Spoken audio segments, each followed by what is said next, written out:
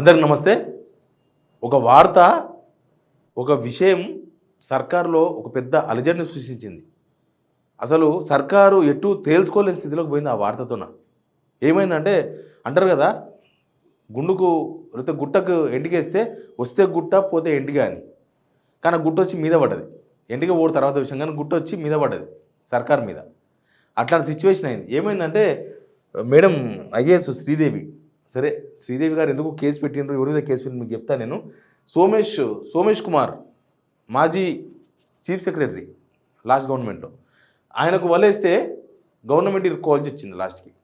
ఏమైందంటే ఒక 14 లిక్కర్ సంబంధించిన కంపెనీలు లేకపోతే లిక్కర్ షాప్స్ రకరకాలుగా జిఎస్టీని ఎగదొబ్బినాయి. 1400 కోట్లు రాష్ట్రానికి నష్టం జరిగింది అనేది ఒక వార్త మనకు లాస్ట్ మంత్ పేపర్లో బాగా హల్చల్ చేసింది. 1000 కోట్లు అన్నారు, 1400 కోట్లు అన్నారు. అసలు ఇంకా గవర్నమెంట్ ఏం చేసింది, సోమేష్ కుమార్ని ఇవాళ రేపు అరెస్ట్ చేస్తారు, తీసుకొచ్చి లోపల ఇస్తారు, చెంచల్ కూడా జైలు వేస్తారు. 1400 కోట్లు మొత్తం మాయం చేసిండు.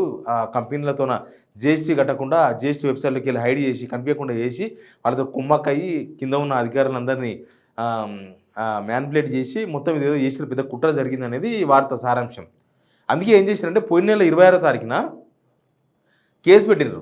ఎవరు కేసు పెట్టినారంటే రవికుమార్ అని జాయింట్ కమిషనర్. ఈ జిఎస్టీ మేడం ఏమో ఐఏఎస్ గారేమో కమిషనరు, ఆయన జాయింట్ కమిషనర్ కేసు పెట్టిండు. ఎవరి మీద కేసు పెట్టిండ్రు, ఒక 5 మంది మీద కేసు పెట్టిండ్రు. దానిలో A5 సోమేష్ కుమార్, మొత్తం సోమేష్ కుమారే ఒక పెద్ద వాట్సాప్ గ్రూప్ క్రియేట్ చేసిండని, ఎప్పటికప్పుడు ఏ కంపెనీది ఎట్లా డీల్ చేయాలనే విషయాన్ని మొత్తం ఆ గ్రూప్లో వేసిండని, మొత్తం ఈయన కనసాల్లో నడిచిందని. ఈయన చీఫ్ సెక్రటరీగా ఉంటూ తర్వాత జిఎస్టీ కమిషనర్గా కూడా ఉన్నాడు కాబట్టి మొత్తం ఈయన కన్సర్న్లో నడిచింది. దీనిలో బాగా డబ్బులని కూడా సోమేష్ కుమార్కు బాగా పోయినాయి అనేది వార్త సారాంశం అది. అయితే ఉన్న ఫలంగా ఏమైందంటే సెంట్రల్ జిఎస్టీ వాళ్ళు దిగినారు రంగంలోకి. వీళ్ళు సిఐడికి కూడా పోయింది, సిఐడికి అప్పగించారు కేసు. ఇంకా ఏ క్షణమైనా సోమేష్ కుమార్కు నోటీస్ ఇస్తారు, విచారణకు పిలుస్తారు, అరెస్టు తథ్యం, ఈ కేసులో ఇంకా ఏదో జరగబోతుంది అని పెద్ద కొన్ని పేపర్లలో వాళ్ళకు అనుకూలమైన పేపర్లో పెద్ద పెద్ద తాటికైన అక్షరాలతో రాసుకున్నారు. నిజానికి రాష్ట్రానికి రావాల్సిన డబ్బులు ఎవరిదినా కూడా వాళ్ళని లోపల వేయాలి, బొక్కలు వేయాలి, ఆ పైసలు వసూలు చేయాలి, అవి రాష్ట్ర ప్రజలకు సంబంధించింది కాబట్టి. కానీ ఇప్పుడు ఏమైందంటే సెంట్రల్ జిఎస్టీ వాళ్ళు దిగిన రంగంలోకి. ఎందుకు దిగిరంటే ఈ జిఎస్టీలో రాష్ట్రానికి మాత్రమే కాదు కేంద్రానికి కూడా వాటా ఉంటుంది. కేంద్రానికి సగం వాటా 700 కోట్ల రూపాయలు కేంద్రానికి రావాల్సింది. కాబట్టి మీరు ఆ కంపెనీల విషయాన్ని ఏందో మాకు చెప్పాలి, అసలు ఎక్కడెక్కడ ఏం జరిగిందో పూర్తి సమాచారం మాకు కావాలని చెప్పి సెంట్రల్ జిఎస్టీ అధికారులు దిగిన తర్వాత రాష్ట్ర ప్రభుత్వానికి పరిశాన అయిపోయింది. ఈ ఏపోతే ఏదో అయ్యింది అని. ఎందుకంటే వీళ్ళు అనుకున్నదేమో వేరు. వాళ్ళ రంగంలో దిగి 700 కోట్లు పోతున్నాం, లేకపోతే ఈ కేసు మేము డీల్ చేస్తామంటేనేమో ఇబ్బంది లేదు. కానీ ఇప్పుడు వాళ్ళ కనుక సెంట్రల్ జిఎస్టీ అధికారుల చేతికి కనుక ఈ కేసు ఇస్తే ఇది ఒక్క కేసు కాదు, ఇంకా చాలా వ్యవహారాలు, చాలా లోపల తవ్వుతారు వాళ్ళు, ఇంకా చాలా వ్యవహారాలు తవ్వుతారు. ఇప్పుడేం జరుగుతుందో కూడా ఆ బొక్కలు కూడా బయటపడతాయి. దానికి భయపడిపోయి అసలు ఆ కేసును నీరుగార్చే ప్రయత్నాలు నడుస్తుంది. యాక్చువల్గా సెంట్రల్ జిఎస్టీ వాళ్ళు ఎవరైతే కేసు పెట్టిండ్రో జాయింట్ కమిషనర్ రవికుమార్ అని, ఆయన విచారణ కూడా జరిపినారు ఆల్రెడీ. అసలు ఈ కథ ఏందో తెలవాలి, లెక్కలేందో తెలవాలి, కేసులు ఏందో తెలవాలని. ఆయన అంటే నిజానికి ఏం ఆధారాలు లేవు, అసలు ఆధారాలు లేవు ఈ కేసుకి.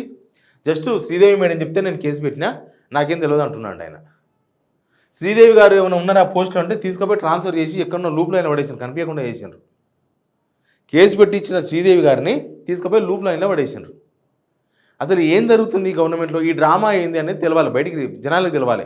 1400 కోట్లు ఒక విషయం అయితే, ఇప్పుడు సెంట్రల్ జిఎస్టీకి వస్తే బయటపడే బొక్కలు ఏంది, అంత ఎందుకు భయపడుతుంది ప్రభుత్వం భయపడితే జరిగే నష్టం ప్రజలకు, ఈ గవర్నమెంట్కో ఆ గవర్నమెంట్కో శ్రీదేవి గారికో కేసు పెట్టిన రవికుమార్ గారికో సోమేష్ కుమార్కో కాదు.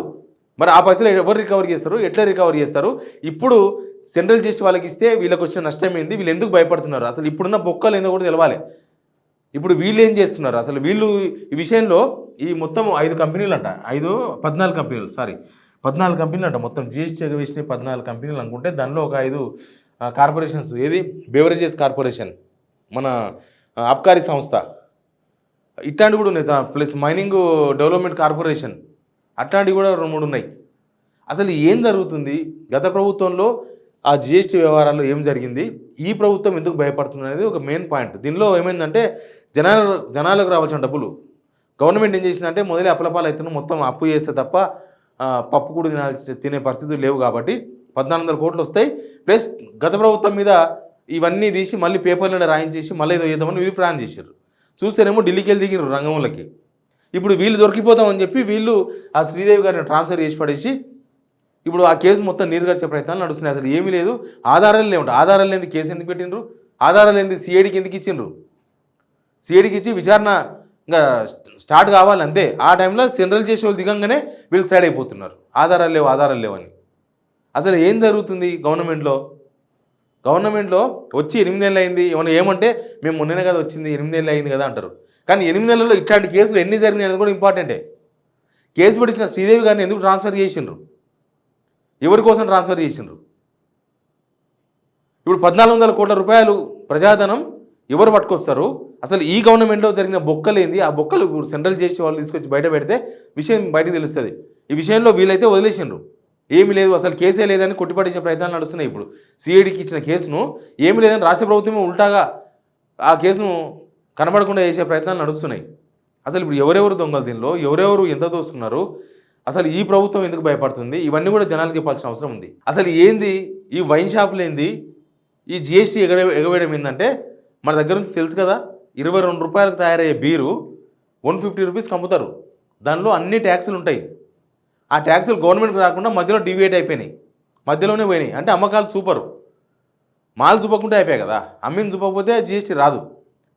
సామాన్యుల మీద మాత్రం జిఎస్టీ కేసులు పెట్టి లోపలేస్తారు, బొక్కలేస్తారు తీసుకొచ్చి. వాళ్ళ మీద ఫైన్లు 4 times 5 times ట్యాక్స్ ఫైన్ చేస్తారు వాళ్ళు కట్టకపోతే.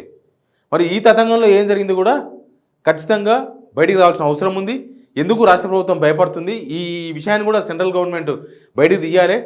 చాలాసార్లు చెప్పింది కదా ఎలక్షన్స్ ముందు ఆర్ఆర్ ట్యాక్స్, త్రిపుర ట్యాక్స్, ఆ ట్యాక్స్, ఈ ట్యాక్స్ అని. ఆ ట్యాక్స్ మీద కూడా ఇప్పుడు కనుక సెంట్రల్ జిఎస్టీ ఆఫీసర్లు కనుక దీన్ని ఛేదిస్తే అవన్నీ బొక్కలన్నీ బయటపడతాయి. అందుకే భయపడుతుంది స్టేట్ గవర్నమెంట్. కాబట్టి ఈ విషయంలో లోతుగా విచారణ జరపాల్సిన అవసరం ఉంది. బాధ్యతాయుతమైన స్టేట్ గవర్నమెంట్ అయితే ఖచ్చితంగా దీనిలో కేసు పెట్టించి ఏదో సిఐడికి పెట్టించి ఇప్పుడు ఆధారాలు లేవు, విచారణ జరగకుండా ఆధారాలు ఎక్కడ పోయినాయి? ఆధారాలు లేకుండా ఎఫ్ఐఆర్ ఎట్లయింది? ఆధారాలు లేకుండానే సెంట్రల్ జిఎస్టీ సంబంధించిన ఆఫీసర్ ఎట్లా కేసు పెట్టిండు? ఎవరు చెప్తే కేసు పెట్టిండు, ఎవరు చెప్తే ఇప్పుడు తెలియదు అంటున్నాడు. దీని వెనుక గూడుపుట అనేదో కూడా బయటపడాల్సిన అవసరం ఉంది. Please subscribe signal TV.